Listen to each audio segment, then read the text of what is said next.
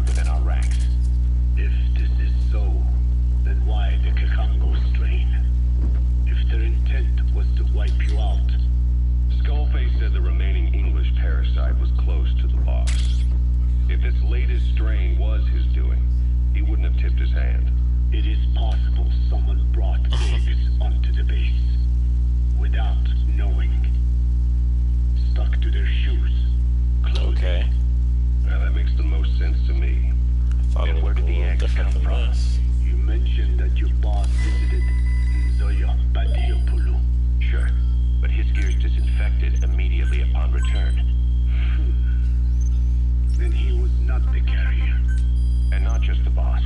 All staff dispatched to high-risk regions were quarantined on the flight back. When the symptoms first appeared, we checked and disinfected all equipment used up to that point.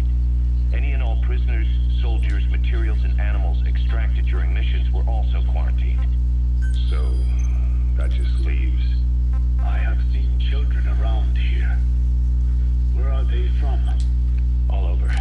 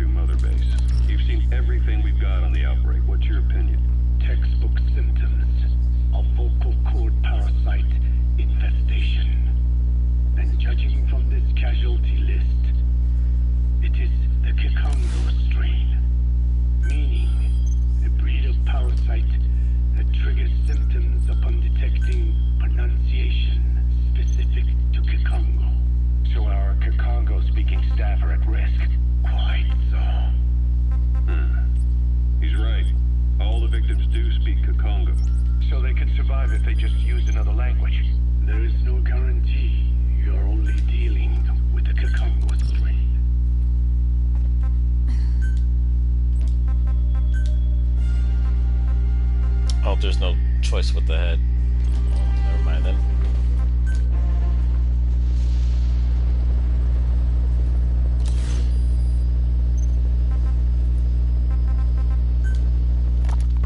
About the pathogen spreading through Mother Base. You've seen everything we've got. Textbook. The type of Wolbachia, introduced to a sample of the parasite. Wolbachia. Listen to this stuff for a little bit. Give me something to eat. Turning male to female and preventing copulation. You must cultivate more. What have you done with the infected bodies? Cremated to stop the spread of infection, but we did keep a few for study. Good. Take this sample, grind it to a pulp, and introduce it to the larvae now nesting in the dead. The Wolbachia will multiply rapidly within those larvae. They're soldiers, not some petri dish. Conventional cultivation methods will take too long. Extract the Wolbachia from those larvae and vaccinate your men. Kikongo speakers first. This is the fastest, surest way. No one is to speak a word of Kikongo until the Wolbachia are safely inside them. I will instruct your medical staff in detail on site. You have the appropriate facilities. Yes, but do not worry.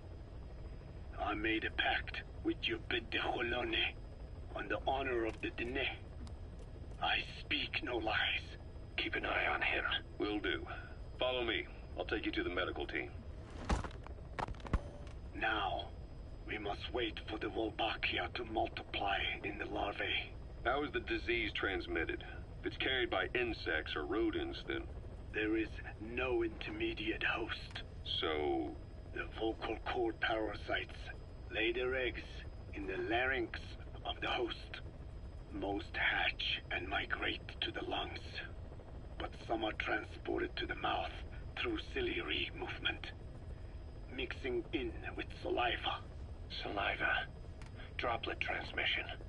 Sneezing, coughing. Any food or water containing infected saliva. It would spread fast. Indeed. And when the larvae migrate to the lungs, symptoms can resemble the early stages of a cold, making it easy to infect others. Meaning a simple conversation would be enough to pass it on. Alright, so what happens after the larvae migrate to the lungs? It is as I said before. They mature by feeding on alveolar tissue. It is only then that noticeable symptoms appear in the host. And by that point, it's too late. He's infected everyone else. It's one hell of a weapon you've created. That is what Blag Anna wanted. Something that would spread easily. In truth, he's not the reason.